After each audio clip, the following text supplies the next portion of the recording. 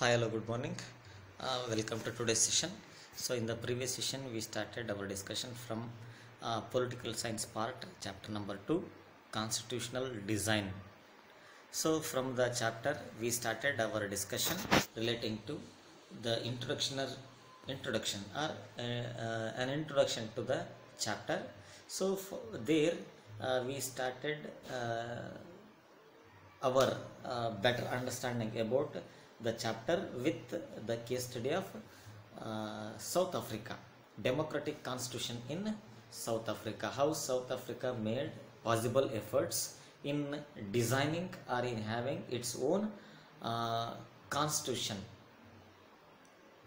So Nelson Mandela, he is one of the important African leader belonging to African National Congress, one who involved in fighting against the practice of apartheid.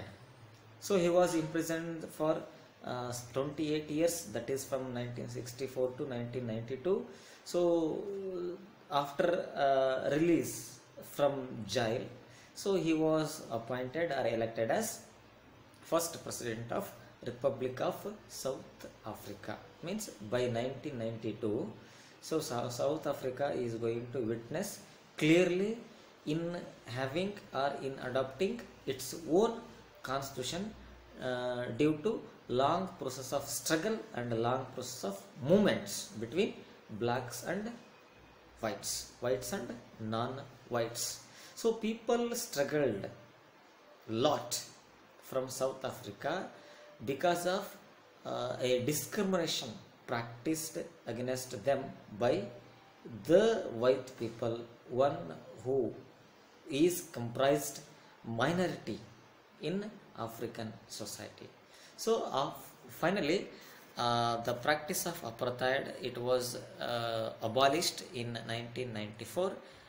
Then in the year 1992 a new constitution was made, stating clearly or highlighting one of the important principle or ideal in African constitution or South African constitution, that is the principle of equality.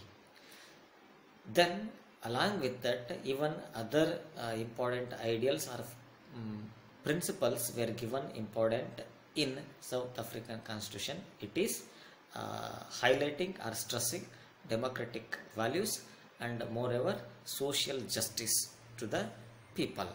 Then finally, after discussing this case study, one question arises to us, that why do we need constitution, or do we need a constitution? So if yes, what are the reasons? If no, what are the reasons? Now let us discuss. Every country in the different parts of the world, whether it is democratic, non-democratic, or whether it is having different type of government, every country need to have its own constitution. It is the fundamental requirement for establishing or for providing best suitable administrative setup and services to the people. So a constitution, it is a set of rules and regulations, or a set of written laws where people accepted to live together in peacefully in a same country. And most importantly, constitution is required because it generates, it creates, it makes people to trust and coordinate in between people with different organs of the government, people with other kind of affairs that they go with involving in day-to-day life. And most importantly, we need constitution because constitution, it specifies, explains how the government is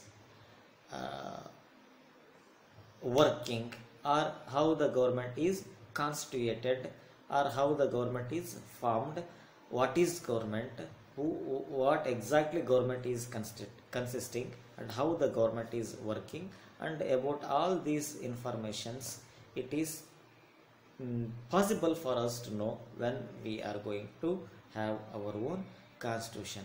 Then most importantly, we need constitution because it explains or it clearly specifies the limits and the powers that the government is having, and it expresses, it makes people to have their own aspirations about creating good society and a good kind of role to be played by them in creating mutual trust, coordination, and peaceful existence in the same society.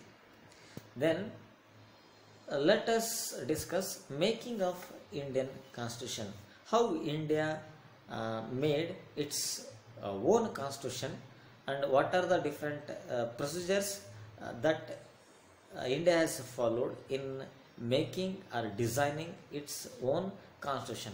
So about the concept we will discuss in tomorrow's session. So until then, take care of yourself, stay at home, stay safe. Thank you.